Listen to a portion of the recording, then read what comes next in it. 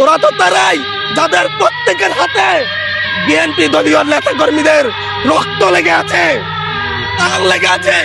এই বিশ্বাসঘাতকতা মাননীয় স্পিকার, এই রাষ্ট্র আর সইবে না। আপনারাও সইতে পারবেন না। বিশ্বাসঘাতকতার মূল্য এই দেশে আবার দিতে হবে আপনাদেরকে। আপনারা যারা আপনাদের ভাইদের রক্ত জড়িয়েছে, খুন করেছে, খুনের মামলা আছে, তাদেরকে আবার পুনর্বাসিত করে আমাদেরকে খুন করার জন্য লেলিয়ে দিচ্ছেন। চট্টগ্রাম থেকে এক সাংগঠনিক নেতাকে পাঠিয়েছে অস্ত্র সহ আমাদের লোকজনের উপর হামলা করতে। ভোটের দিন সকালবেলা থেকে প্রত্যেকটা ভোট কেন্দ্রে অস্ত্র দিয়ে মহড়া দিয়েছে।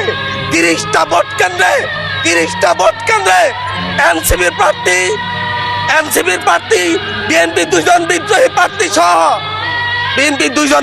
প্রার্থী সহ কারো এজেন্টকে ঢুকতে দেওয়া হয় নাই।